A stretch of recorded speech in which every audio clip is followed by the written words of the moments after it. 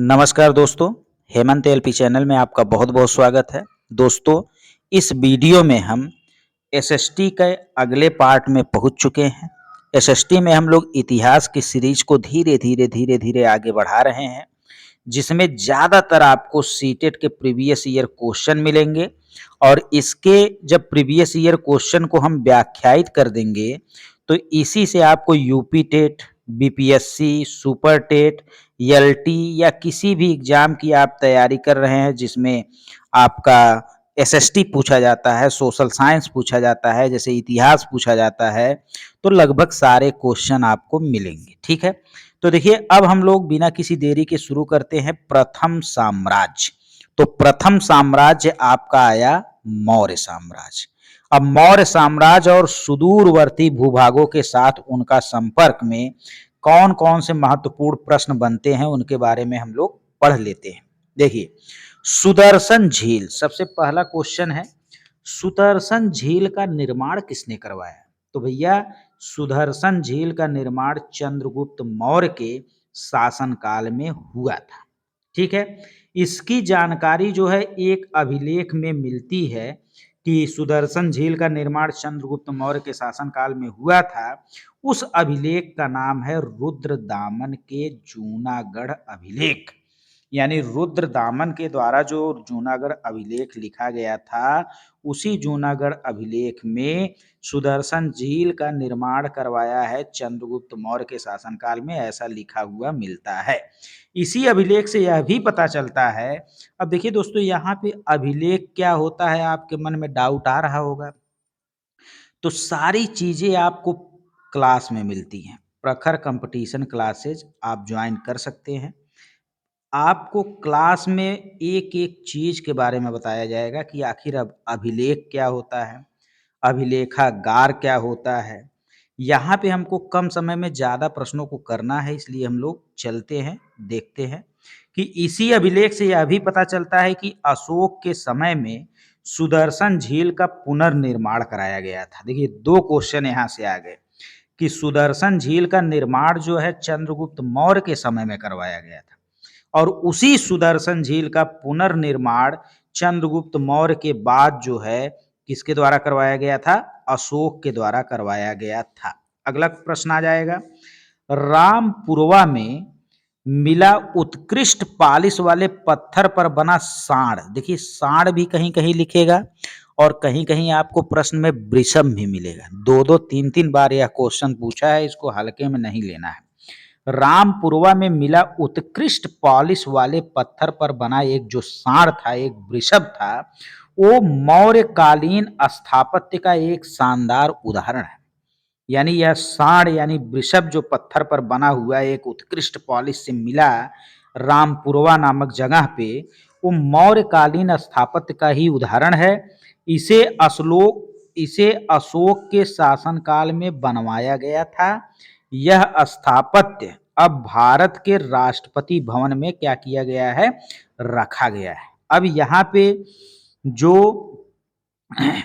पत्थर पर बना सांड मिला, उसे अब भारत के राष्ट्रपति भवन में रखा गया है। इसीलिए यह प्रश्न जो है बहुत इम्पोर्टेंट हो जाता है कि भाई जो स्थापत्य भारत के राष्ट्रपति भवन में रखा गया है, आखिर वह मिला कहाँ से था? तो मिला मौर्यकालीन से था। अब यह देखिए मौर्यकालीन में बिहार के चंपारण से यह क्या हुआ था? प्राप्त हुआ था। यह भी क्वेश्चन आपके एग्जाम में आया है। यानी रामपुरवा जो है वह आपके बिहार के चंपारण में ही एक शहर इत्यादि का नाम है। मौर्य शासक अशोक द्वारा लड़ी गई लड़ाई का स्थल जो कलिंग है, वह वर्तमान में कहाँ पे है? उड़ीसा में है। यह दामोदर एवं गोदावरी, जैसे यहाँ पे गोदावरी गई है, यहाँ पे इसे दामोदर गई है, तो उसी के बीच में उड़ीसा का एक कलिंग नामक स्थान है। अर्थात यह दामोदर और गोदावरी नदी के बीच एक उपजाऊ स्थल है। ठीक है? अशोक जो मौर्य शासक थे, इनके शासनकाल में अशोक ने कलिंग के राजा को एक संदेश भेजा। कलिंग के राजा को अशोक ने संदेश ये भेजा कि भैया मैं आपसे अनुरोध कर रहा हूं कि कलिंग जो कलिंग के राजा हैं, वो अपना साम्राज्य मौर्य को यानी अशोक को क्या करें, सौंप दे। अब भाई ऐसा तो कोई इतने आसानी से करेगा नहीं। इसी विवाद के चलते 261 ईसा पूर्व, very most important date for all exam, 261 ईसा पूर्व में अशोक और कलिंग के राजा के बीच एक महायुद्ध हुआ, बहुत घातक युद्ध हुआ, जिसे हम कलिंग का युद्ध कहते हैं। और वर्तमान में यह कलिंग जो है किस राज्य में है, उड़ीसा में। अगला प्रश्न है, 6वीं शताब्दी ईसा पूर्व गंगा के दक्षिणी तट पर, जो गंगा नदी है उसके दक्षिणी तट पर मगध साम्राज्य का उदय हुआ। और आप जानते हैं कि मगध साम्राज्य लगभग बिहार से संबंधित है। और आपकी जो उत्तर प्रदेश, उत्तराखंड से उत्तर प्रदेश, उत्तर प्रदेश से गंगा बिहार में होके जाती है, तो इसे गंगा का दक्षिणी तट आप कह सकते हैं। यानी गंगा के दक्षिणी तट पर ही मगध साम्राज्य का उदय हुआ। इसीलिए प्राचीन काल में गंगा के दक्षिणी तट को ही हम मगध के नाम से जानते थे कि भैया जो ये गंगा नदी की दक्षिणी तट है यही मगध है। मतलब नहीं कहते थे कि अरे पूर्व में जावे तो ऐसा, तो वही दक्षिणी तट जो था उसी को मगध कहते थे। ठीक है। वर्तमान बिहार राज्य के गया, पटना, शाहाबाद जिले मगध साम्राज्य में स्थित थे। इसकी राजधानी, मगध साम्राज्य की राजधानी गिरिब्रज या राजगृह थी। मगध साम्राज्य के संस्थापक हर्यक वंश के शासक बिंबिसार द्वारा, यानी मगध वंश का संस्थापक जो था वो बिंबिसार था। ठीक है। यह साम्राज्य तत्कालीन 16 महाजनपदों में सबसे शक्तिशाली महाजनपद अगर कोई था तो वह मगध साम्राज्य था। ठीक है। अगला प्रश्न देखते हैं।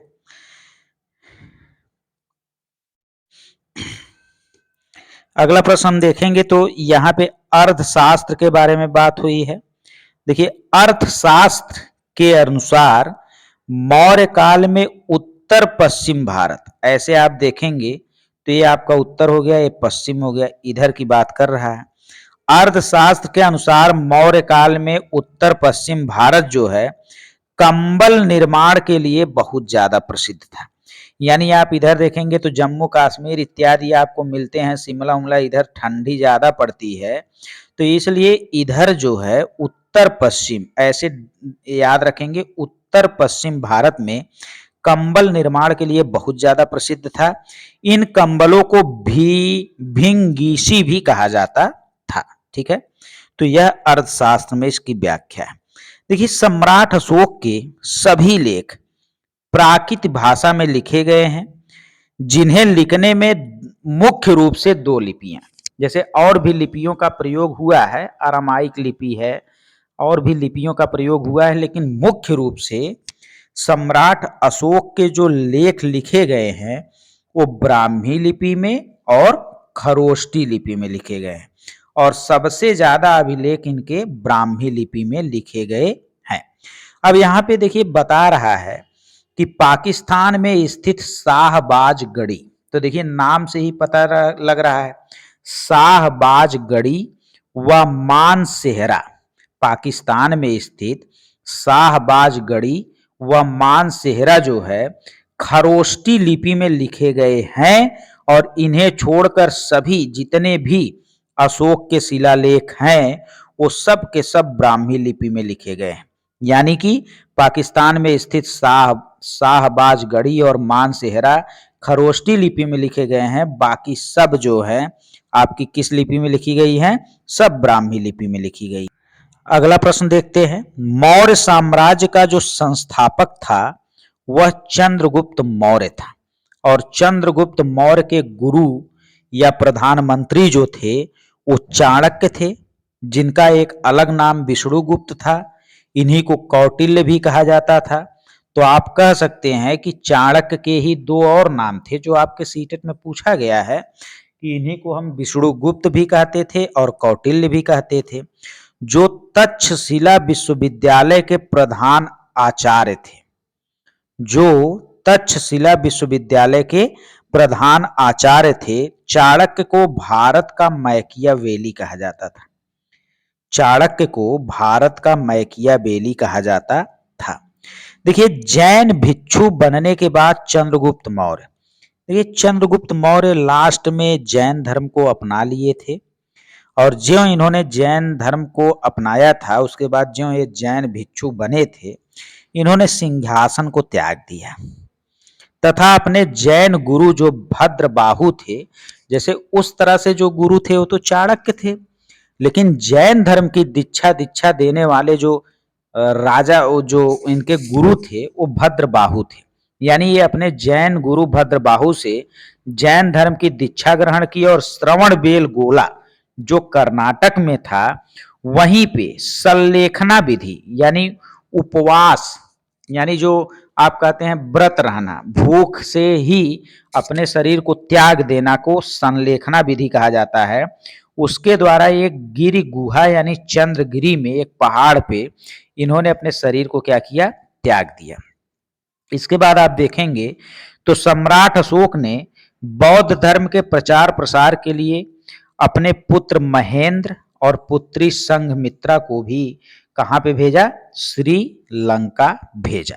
इसके बाद दोस्तों अगला चैप्टर हम लोग अगले पार्ट से देखेंगे। धन्यवाद।